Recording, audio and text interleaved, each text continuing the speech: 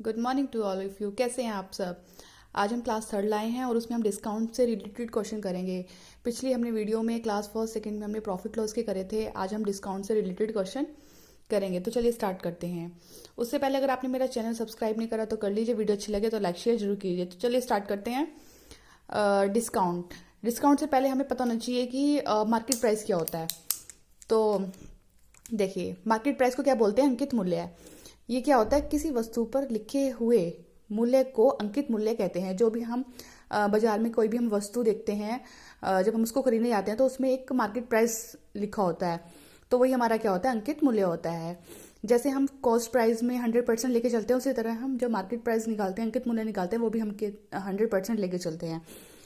जैसे कि क्वेश्चन दिया हुआ है इसमें पहला, कि एक वस्तु का अंकित मूल्य 800 रुपये है ना।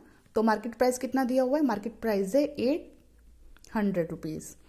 उसके बाद क्या दिया हुआ है? 10% की छूट पर बेचा जाता है इस वस्तु को। जिस वस्तु का अंकित मूल्य 800 रुपये है, उस वस्तु को 10% की छूट पर बेचा जाता है। तो डिस्काउंट कितना है? 10% का। वस्तु के विक्रय मूल्य की गणना कीजिए। तो एसपी पूछा है, विक्रय मूल्य पूछा है ना। तो विक्रय मूल्य के लिए क्या करेंगे? इसमें एसपी इक्वल होता है एमपी इंटू डिस्काउंट। जो भी तुम्हारा मार्केट प्राइस दिया होगा मल्टीप्लाई डिस्काउंट। डिस्काउंट कितना हो रहा है? 10%। टोटल 100 होता है। 100 में से 10 माइनस हो जाएगा, कितना बचेगा? 90। तो 90% इक्वल 800 इंटू 90 नीचे इसका 100 आ जाएगा। प्रतिशत प्रतिशत हटेगा और नीचे 100 लग जाएगा। 2 जीरो से 2 जीरो कैंसिल। 9 8 72। तो कितना हो गया? 720 रुपीज़। तो ये हमारा क्या आ गया? सेलिंग प्राइस आ गया ना, विक्रय मूल्य आ गया। उसके बाद नेक्स्ट क्वेश्चन देखिए। बस याद रखना, मार्केट प्राइस दिया हो, डिस्काउंट दिया हो, तो एसपी निकालना हो तो एमपी की मल्टीप्लाई कर देंगे डिस्काउंट में। डिस्काउंट जितना भी दिया हो उसको 100 से माइनस कर देंगे और फिर उसे यहाँ पर लिख देंगे। नेक्स्ट क्वेश्चन है कि एक वस्तु का अंकित मूल्य 1500 रुपीज़ है। एक दुकानदार इस वस्तु को 10% की छूट पर बेचकर 25% का लाभ प्राप्त करता है। कितने का? 25% का। तो इसका क्रय मूल्य पूछा है। क्रय मूल्य क्या होता है? कॉस्ट प्राइस, है ना, खरीदना। तो ये भी ऐसी होगा, ऊपर तक ऊपर जैसे हमने करा था, ये यहाँ तक 2 लाइन तक तो क्वेश्चन ऐसी होगा कि एक वस्तु का अंकित मूल्य दिया हुआ है और वस्तु पे डिस्काउंट, और इतने पर बेचकर 25% का लाभ प्राप्त होता है। तो सबसे पहले हमें एसपी पता होना चाहिए, विक्रय मूल्य। तो विक्रय मूल्य निकालने के लिए क्या करेंगे? मार्केट प्राइस कितना है? 1500 रुपये मल्टीप्लाई कितने प्रतिशत की छूट मिली? 10 की। तो 100 में से 10 गया 90। 90/100 लिख दिया। 2 जीरो से 2 जीरो कैंसल। 15 नियम कितने होते हैं? 15 नियम 135। ठीक है, और जीरो की जीरो, तो 1350 रुपीज़ आ गए। ये हमारे क्या आ गया? एसपी आ गया। अब ये देखिए, उसे कितने प्रतिशत का लाभ हो रहा है? 25% का। इसका मतलब 100% होता है। 100% में 25% एक्स्ट्रा मिल रहा है उसको। तो टोटल कितने प्रतिशत पे लाभ हो रहा है? 125% पे कितना कितना लाभ मिला उसको? 1350 रुपीज़ का। तो 1% पे कितना मिलेगा? 1% पे मिलेगा 1350/125। और 100% पे कितना मिलेगा? तो आ जाएगा, यहाँ लिख देते हैं, 1350/125 गुना 100, है ना। 25 चौका 100, 25 पंजे 125, 5 से काट दो, 5 दूनी 10, 3 5 सत्ते 35 और जीरो। अब 270 की मल्टीप्लाई कर देंगे 4 में, तो कितना आ जाएगा? 270 की हमने मल्टीप्लाई कर दी 4 में।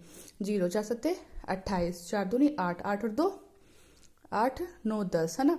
तो 1080। तो इसका कॉस्ट प्राइस कितना आ गया? कॉस्ट प्राइस आ गया इसका 1080 रुपीज़। उसके बाद नेक्स्ट क्वेश्चन देखिए। अगला क्वेश्चन है, question based on successive discount, total discount से रिलेटेड है। हम इसको कुल बट्टा भी बोलते हैं, परिणामी बट्टा भी बोल सकते हैं, संयुक्त बट्टा भी बोल सकते हैं, क्रमागत छूट या बट्टा भी बोलते हैं, है ना। कुछ भी दिया हो इसका मतलब एक ही है। जैसे मैं दे दिया मार्केट प्राइस, एमपी दिया 5000, D1 और D2, एक डिस्काउंट दिया 10% और एक डिस्काउंट दिया 20%। तो एसपी पूछा है। तो एसपी निकालने के लिए क्या करेंगे? इसमें 5000 का मार्केट प्राइस है हमारा, ठीक है। एक बार उसे कितने का डिस्काउंट मिला? 10 का। तो कितना हो गया? 100 में से 10 के 90/100 इंटू, फिर है 20 का हुआ, तो 100 में से 20 गया, कितना बचा? 80। 80/100। 2 जीरो से 2 जीरो खत्म, इस 2 जीरो से ये 2 जीरो खत्म। तो कितना हो गया? ऊपर बचा 50 मल्टीप्लाई 9 8 72। ठीक है, जीरो की जीरो आ जाएगी, 5 की मल्टीप्लाई इसमें कर दो, 5 दूनी 10, 5 सत्ते 35, 35 और 1 36। तो कितने रुपीज़ आ गए इसमें? 3600 रुपीज़ आ जाएंगे। ठीक है, ये हमारा एसपी आ गया। आप इसका स्क्रीनशॉट ले लीजिए। नेक्स्ट क्वेश्चन देखिए। नेक्स्ट क्वेश्चन क्या है कि एक दुकानदार एक वस्तु पर लगातार, कोई दुकानदार है वो एक वस्तु पर लगातार 5%, 10%, 20% पर छूट देता है। तो बताइए दुकानदार को कितनी प्रतिशत पर छूट होगी? इसमें छूट दे रहा है वो लगातार, तो कितने प्रतिशत पर छूट होगी ये पूछा है ना। तो जो हमें छूट दे रहा है, सबसे पहले हमें पता होना चाहिए कितने, मतलब क्या माने। मैंने बोला था कि हम हमेशा क्या मान के चलेंगे? 100%। तो हम मान लेंगे इसमें मार्केट प्राइस, हम इसमें क्या मान के चलेंगे? हमने मान लिया कि लेट मार्केट प्राइस कितना है? 100% है। तो अब मार्केट प्राइस पे वो कितने कितने छूट दे रहा है? तो मार्केट प्राइस 100 थी हमारी, 100 पे सबसे पहले उसने कितनी छूट दी? 5% की। तो 100 में से 5 गया, कितना बचा? 95/100। फिर मल्टीप्लाई 10 पे आ जाएगा 90/100 गुना 20 पे आ जाएगा 80/100। ठीक है, अब इसको काटिए, जो जो उनसे टर्म कट रहे हैं उनको काटते जाइए। 2 जीरो से 2 जीरो खत्म, इन 2 जीरो से ये 2 जीरो खत्म। तो कितना आ गया? 95 मल्टीप्लाई 9 8 72 और बटे क्या है? 100/100 है। ठीक है, अब इसकी मल्टीप्लाई करेंगे। देखिए एक मेथड होता है मल्टीप्लाई का, देख लीजिए। 95 की जब हम 72 में करेंगे, जैसे 5 दूनी 10, इसकी इसमें करेंगे 5 दूनी 10, 0 एक हासिल हो जाएगा। फिर दोनों की क्रॉस मल्टीप्लीकेशन जो भी आएगी उसको ऐड कर देंगे। 9 दूनी 18 और 7 पंजे 35। जब इसको ऐड करेंगे 8 और 5 कितने हो गए? 13, 3 और 1 4 और 1 5 53 और एक ही हासिल हो गया 54। तो 54 का 4 आ जाएगा, हासिल कितना आ जाएगा? 5 आ जाएगा।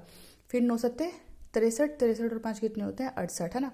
तो हमारा मल्टीप्लाई करके कितना आ गया? मल्टीप्लाई करके 68 40/100। तो 100 से 1 की कट जाएगा, और जब इसको डिवाइड करेंगे तो 0.1 के बाद लग जाएगा। 68.4 आ गया ना। अब उसके बाद क्या करेंगे? 100% मान के चले थे, तो इसका मतलब छूट हमें कैसे पता चलेगी? छूट निकालने के लिए क्या करेंगे? जो हमने 100% माना था उसमें से माइनस कर देंगे जो हमारा आया 68.4। जब इसमें से इसको माइनस करेंगे तो माइनस करके आ जाएगा तुम्हारा 31.6%। ये तो हमें इतने प्रतिशत की छूट मिली है। कोई भी क्वेश्चन दिया हुआ है ना, हमेशा क्या करना है? जो भी टर्म आएगा हमारा, उसको 100 में से, अगर हम 100 मान के चलेंगे तो उसमें से उसको माइनस करेंगे, तभी उसकी छूट मिलेगी। उसके बाद नेक्स्ट क्वेश्चन देखिए। एक दुकानदार एक वस्तु पर लगातार 100%, 20% की छूट देता है ना, कोई वस्तु पर। इस प्रकार दुकानदार वस्तु पर कुल 164 रुपये की छूट दे देता है। तो वस्तु का अंकित मूल्य और एसपी दोनों निकालने हैं, है ना। अंकित मूल्य और एसपी दोनों बताने हैं। तो हम इसमें क्या करेंगे? हमने इसमें मान लिया, इसमें भी देखो एमपी में दिया नहीं है, तो हम मान लेंगे, हमने मान लिया कि एमपी कितना मान लिया? 100% हमने मान लिया। ठीक है, तो पहले एसपी निकालेंगे। एसपी निकालने के क्या करेंगे? 100 मल्टीप्लाई, सॉरी एसपी नहीं निकालेंगे, छूट निकालेंगे पहले हमें, क्योंकि छूट हमें दी हुई है ना कि दुकानदार वस्तु पर कुल 164 रुपये की छूट देता है, तो हमें छूट पता चलनी चाहिए, जैसे हमने ऊपर वाले क्वेश्चन में निकाली थी। तो 100 गुना 16, तो 100 में से 16 जाके कितने बचेंगे? 84, 84/100 गुना 20, 80/100। इन 2 जीरो से कट गया, 1 जीरो से 1 जीरो कट गई। 8 चौक 32, 8 2 64, 64 और 3 कितने हो गए?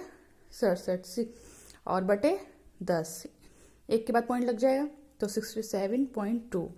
तो छूट कितनी आ जाएगी? छूट आ जाएगी हमारी, क्या कर देंगे? अब 100 में से माइनस कर देंगे, 100 माइनस 67.2, तो कितना आ जाएगा?